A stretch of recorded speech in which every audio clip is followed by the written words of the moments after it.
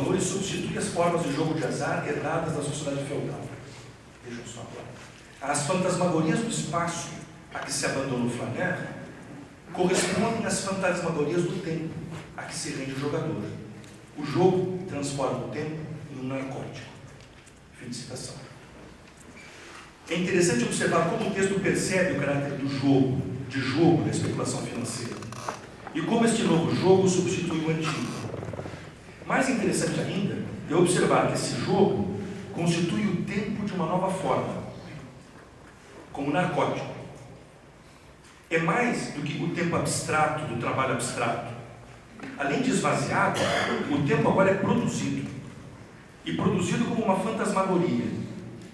As fantasmagorias do espaço, criadas pelas reformas urbanas de Haussmann, que substituem o valor de uso tradicional de ruas e habitações pela qualidade fictícia de passagens, galerias, largas avenidas e bulevares. A essas fantasmagorias do espaço correspondem às fantasmagorias do tempo, que agora também possuem uma nova qualidade. Na bolsa de valores se joga com valores futuros, de um futuro que talvez não se realize. O presente agora vive dessa especulação, só tem sentido por ela. O dinheiro que financia essa especulação para se valorizar ficticiamente, financia as reformas na cidade, as exposições mundiais, a construção e a manutenção das passagens com suas vitrines, a moda. Tudo isso também para se valorizar ficticiamente, isto é, pela criação de fantasmagorias. Ele pode fazê-lo porque o dinheiro, é o sensível suprassensível. É a forma privilegiada de existência do capital, de acordo com Marx. Ele aparece no dinheiro como um símbolo. Mas de qual totalidade orgânica? Porque a questão era essa, o símbolo teológico era possível porque havia uma totalidade orgânica ainda, entre o divino e o humano, entre a natureza, entre o sensível e o suprassensível. Agora, se existe uma totalidade orgânica porque o dinheiro é símbolo, ele é símbolo como? Se não há mais totalidade orgânica, se o capitalismo, como barroco, fragmentou a experiência, fragmentou a vida. Como é que o dinheiro pode ser símbolo? Como vampiro, o capital é trabalho morto que só se vivifica sugando o trabalho vivo. Ou seja, ele compra a força de trabalho numa relação contratual, jurídica, formal. O trabalho, única fonte criadora de valor real, a substância do valor nas palavras de Marx. Assim, o capital, que é valor, pode se transformar em valor que se valoriza, que domina as condições de sua valorização, real ou fantasmagórica. Também a valorização do capital pode ser fantasmagórica. Mas a criação do valor novo, que valoriza o antigo, é feita substancialmente só pelo trabalho. O capital é composto de sua substância e trabalho. É esse que forma a totalidade substancial, produzindo todas as partes de que se compõe o capital, a parte constante e a parte variável. Mas a força de trabalho o faz para o capital que a comprou, ele compõe essa substância para o capital que a comprou e que por isso a engloba e denomina, o capital a denomina de capital variável. O capital compõe assim uma totalidade. Ele que dá emprego para o trabalhador, ele organiza e divide o trabalho técnico e social, ele patrocina as invenções que elevam a produtividade do trabalho. Este poder fetichista, essa totalidade que ele compõe, porém, está baseada na relação contratual com o trabalho, tendo então caráter exclusivamente formal, contratual, jurídico. É uma forma social, efetiva, mas é mera forma contraposta à substância. Quer dizer, é uma forma, é formal, mas é real, porque preside uma realidade que põe as pessoas para trabalhar. Que tem então de ser, quer dizer, essa substância tem sempre de ser excluída para ser constrangida a sempre continuar produzindo para o capital. Como na crítica de Benjamin, a usurpação romântica que punha o símbolo artístico na função antes exercida legitimamente pelo símbolo religioso, o capital dinheiro ocupa o lugar do trabalho, alegando ser ele a substância do valor. O símbolo religioso era legítimo porque havia então uma totalidade orgânica, constituída pela unidade da crença.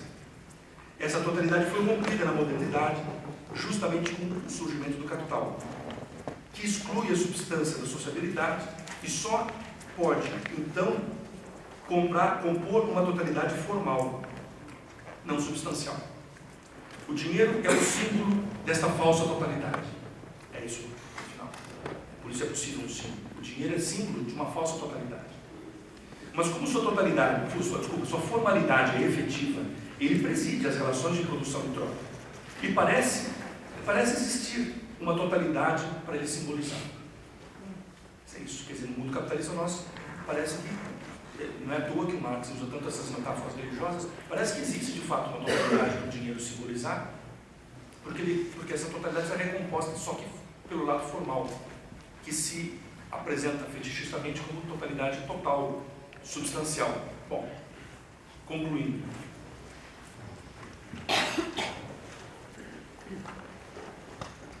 O símbolo parece novamente legítimo, e só a força de novas alegorizações é capaz de desmascará-lo crítica e revolucionariamente. Está ali um projeto político, estético do Benjamin. Benjamin é incisivo. Eu cito: o desenvolvimento das forças produtivas pôs em pedaços o símbolo do desejo do século precedente, antes mesmo que desmoronassem os monumentos que os representavam. Com as comoções da economia de mercado, ou seja, as crises, começamos a reconhecer como ruínas os monumentos da burguesia antes mesmo que desmoronem. Fim de citação. Em um momento de profunda crise econômica como a atual, tais palavras soam como uma verdadeira salvação. Obrigado.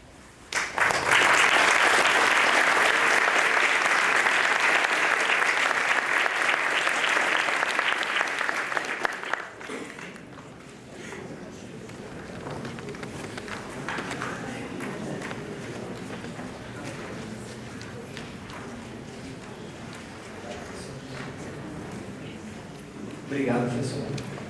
O Paulo me lembrou aqui, mas eu vou falar enquanto isso uma outra coisa, depois eu falo que ele me lembrou. Em primeiro lugar, agradecer as pessoas que ajudaram a gente a divulgar, então também vários sites aí pela internet, vários blogs, agradecer porque também várias pessoas puderam entrar em contato com o que ia acontecer por meio dessas pessoas que nos ajudaram de forma voluntária. O Paulo me lembrou por uma questão pessoal, a professora Maria Itaquel não pôde estar presente aqui hoje, infelizmente. Aí o Paulo, não como substituto, mas também como uma pessoa que a gente pensou chamar e tal, de pronto aceitou nosso convite. Então espero que a gente possa ter suas palavras agora. Sou novo. Esse ato válido, essa é clássico. Ou seja, japonês, cacatubs. Não tem que pensar. Bom, não sou Maria Viva.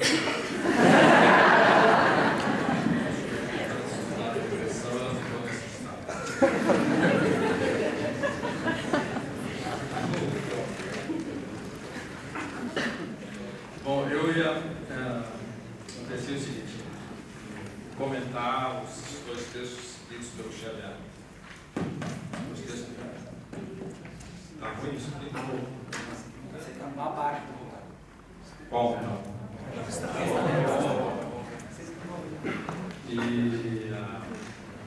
Só que há uma pequena gralha no texto, no primeiro texto citado no Benjamin, que eles não respeitaram a minha falsa tradução. Porque um trecho da tese 8, dos conceitos sobre a história, eu anotei como epígrafe da coleção Estado de Sítio. Só que eu traduzi errado deliberadamente. Para não assustar, foi aquele dela, ó. Veja só, ele diz assim: a tradição, agora o Benjamin fala, a tradição dos oprimidos nos ensina que o estado de exceção não é o estado,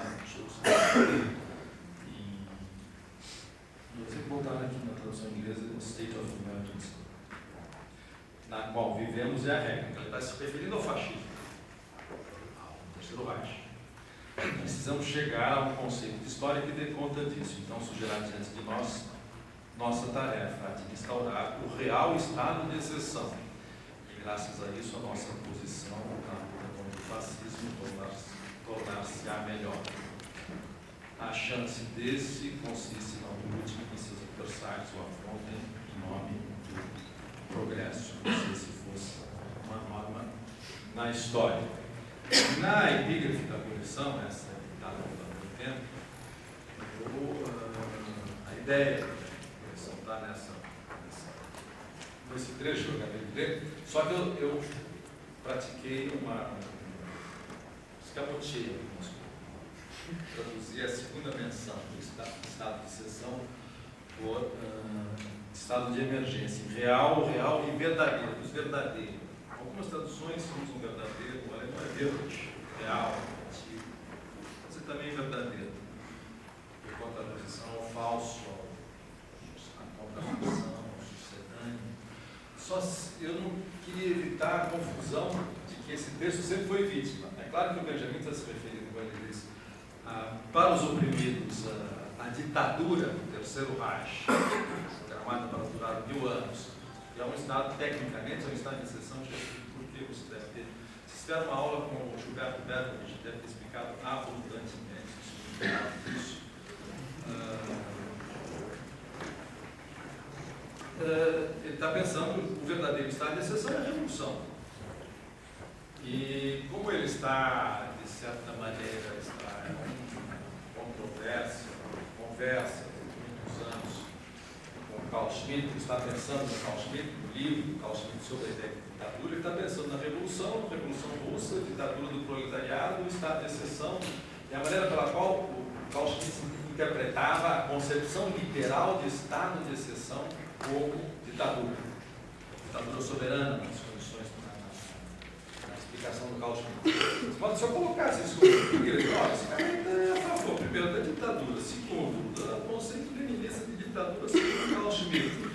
Terceiro, ele está dizendo que a revolução ele quer dar uma terceira chance, uma segunda chance histórica à ditadura do proletariado. Portanto, ensandeceu, é um fruto de mal entendido. Então, resolvi provocar um outro mal entendido.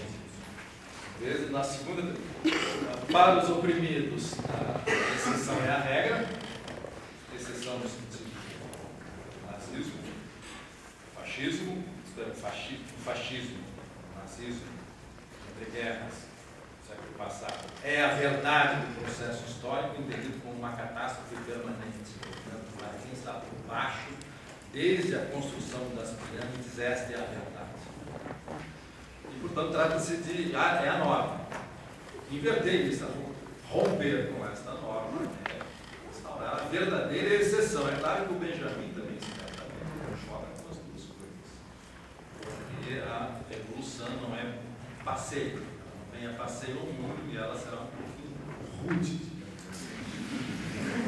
Como já foi a francesa, daí a forma como será, ela terá pelo menos aspectos dimensões autoritárias. Suponho que havia dito nada mais autoritário do que uma revolução e uma fábrica. Bom, então eu para evitar essa série de mal-entendidos, isso está datado, a revolução não é mais se é que se pensa nessa situação, mas eu resolvi colocar um verdadeiro estado de emergência. Por isso que está em inglês aqui. Algumas traduções, não sei se na edição do Michel Louvre, o State of Emergency, na tradução, os americanos e ingleses traduzem por estado de emergência, porque é o equivalente jurídico constitucional do alemão estado de exceção. Os franceses traduziram por état de siège, estado de sítio, que é o nome da coleção, que é também uma figura jurídica constitucional inventada pela França, pela Revolução Francesa e adaptada depois pela Constituição Francesa da Segunda República de 1849, 48, 49, 44, 49, que são esse parágrafo que assegura a suspensão das garantias constitucionais em caso de necessidade. Em inglês, é emergency state também, às vezes é lei marcial. Em alemão é estado de exceção, em francês é estado do siège, de sítio. Em português também é estado de sítio. Então, todas essas variantes jurídicas. Mas eu quis, na minha torção da tradução, eu quis dizer, olha, há alguma coisa, o Benjamin está acrescentando, ou nós poderíamos, por nossa própria conta e risco, acrescentar alguma coisa a mais. Está querendo dizer alguma coisa a mais, e eu coloquei, está brincando com a tradução inglesa e com um diagnóstico de época verdadeiro estado de emergência. Então, deveria explicar, eu vou tentar fazer, o que seria esse estado de emergência. Então, eu vou deixar para o debate o verdadeiro estado de emergência, o lado falso estado de emergência. E a explicação para poder fazer, para me autorizar a redundância, retraduzir, falsificar a reprodução, torcer, eu não torci inteiramente, porque ele pensa a revolução nesses termos, como um verdadeiro estado de emergência. Ele pensa exatamente assim. E ao que diz aí, está no texto do alarme de incêndio. Incêndio diz o que ele tem de luta de classe e de revolução. Textos análogos diz exatamente a mesma coisa. Ele é rigorosamente antiprogressista. Não só ele é antiprogressista, porque ele é antissocial-democracia alemã, no sentido clássico do termo, como ele é antimarxista nestes termos. A revolução é alguma coisa que nos espera no fim da história, no fim da pré-história. A concepção dele de revolução é absolutamente, digamos, agônica, mas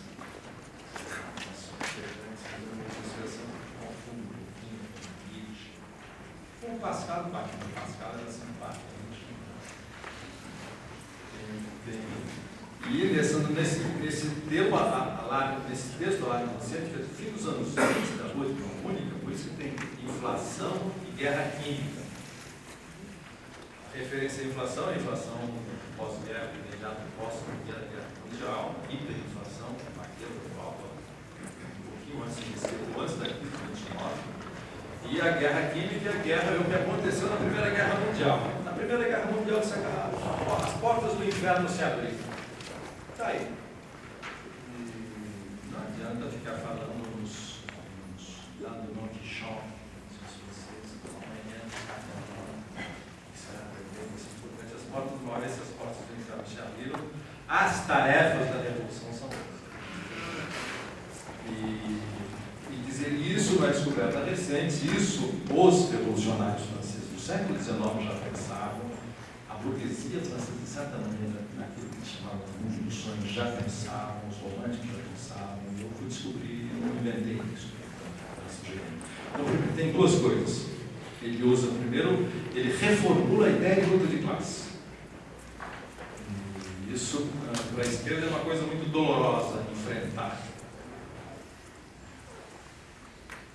O que ele diz nesse trecho, em várias, umas centenas de outras passagens que se prefere ignorar, ele diz o seguinte: a luta de classe não é cabo de guerra, fla-flu, puxa de um lado, arrasta o outro para o lado, a burguesia cede alguns dedos, não cede os anéis, recupera os dois anéis, puxa novamente a classe operária, cede um braço, cede uma perna, cede tudo, mas depois mais adiante ela ressuscita, volta e fica assim até o fim dos tempos.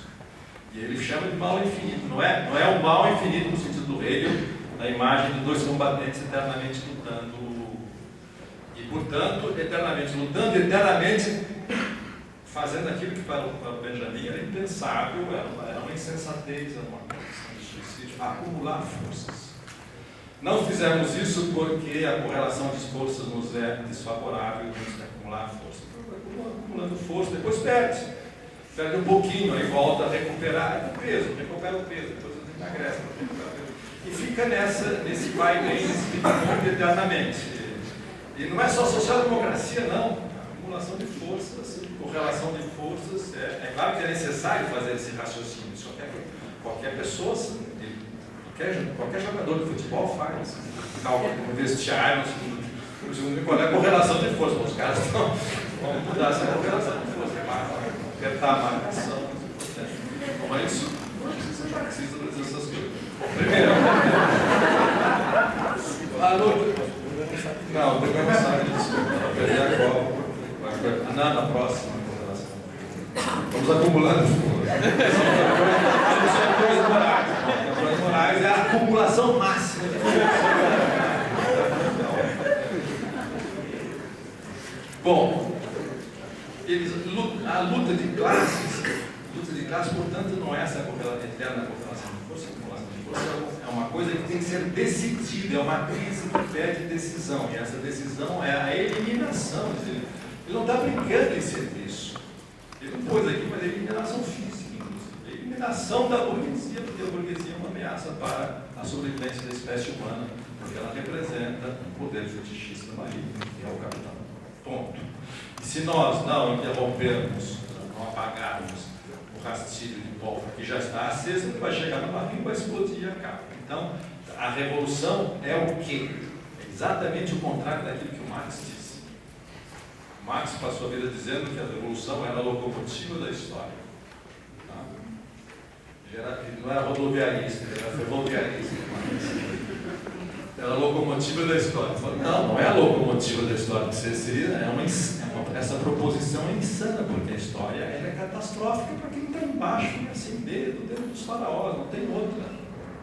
E todo mundo sempre toma na cabeça.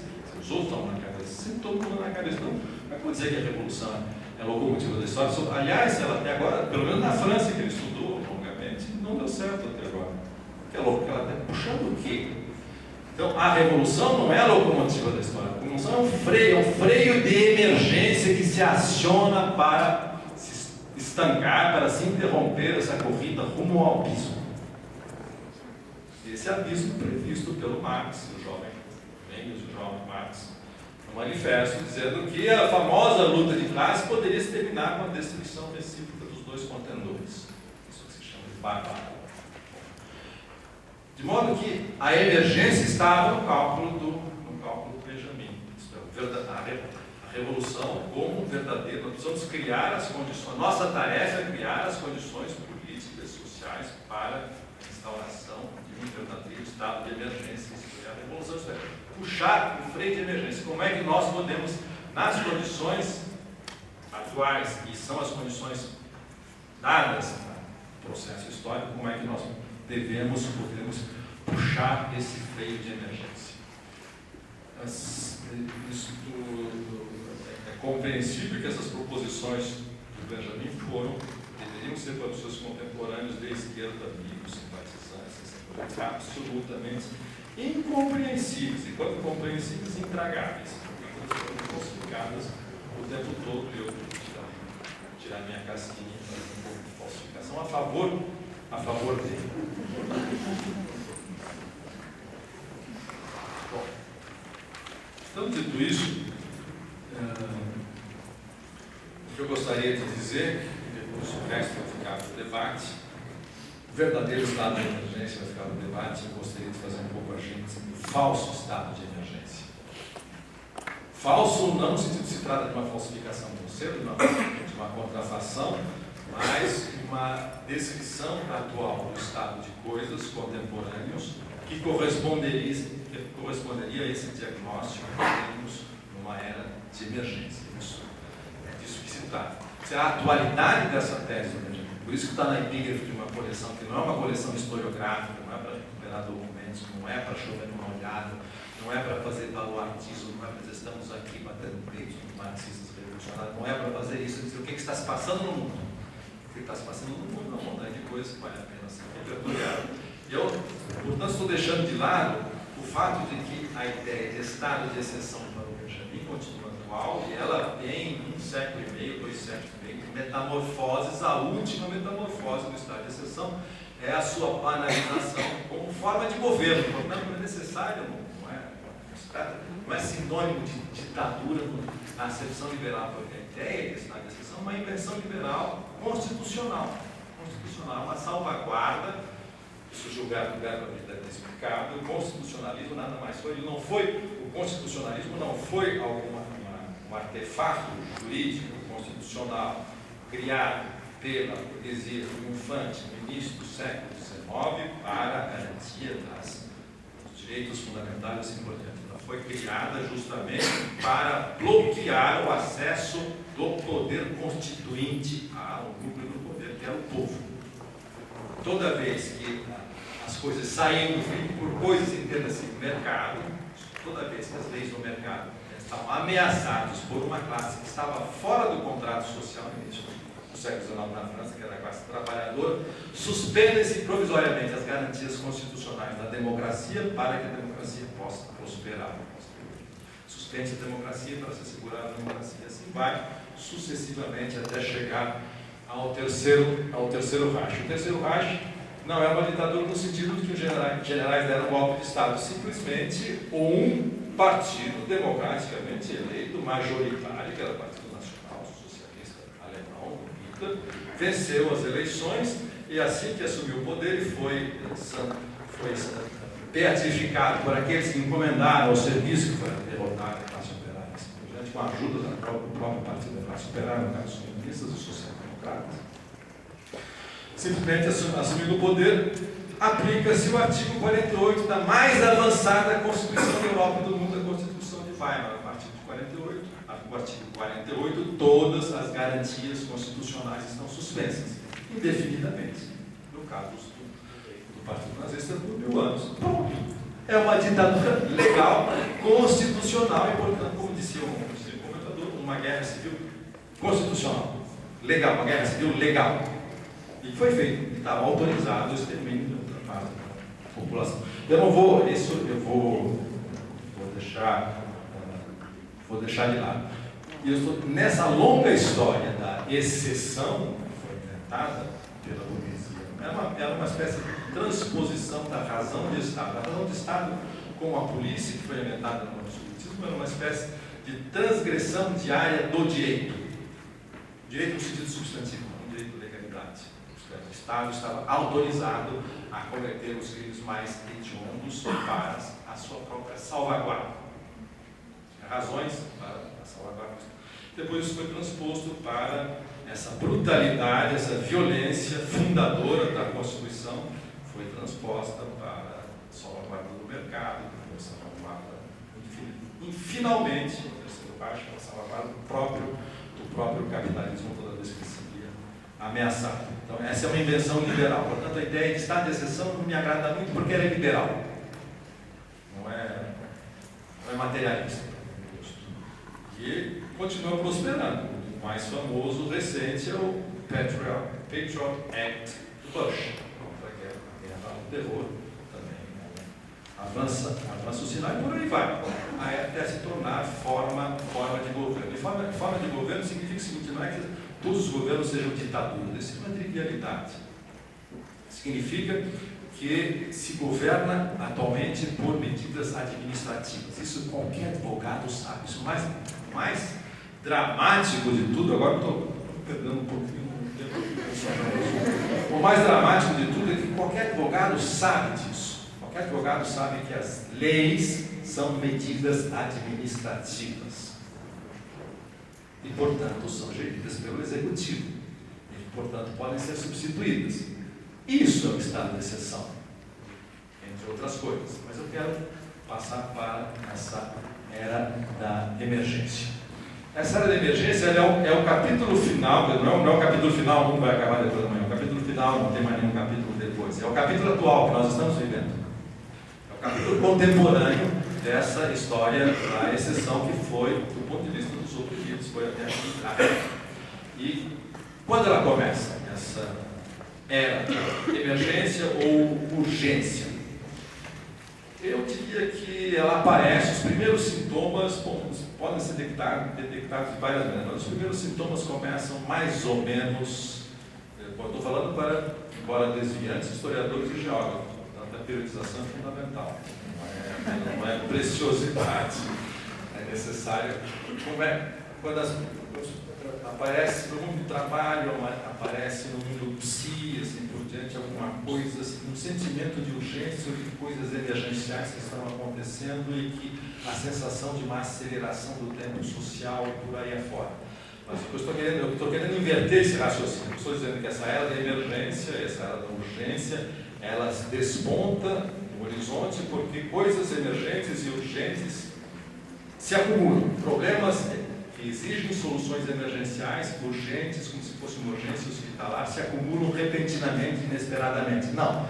É porque nós entramos justamente nós entramos num período em que há uma verdadeira mutação na percepção dos fenômenos sociais, que nós começamos a perceber coisas como se fossem emergenciais e urgentes. Não é que se acha objetivamente o planeta está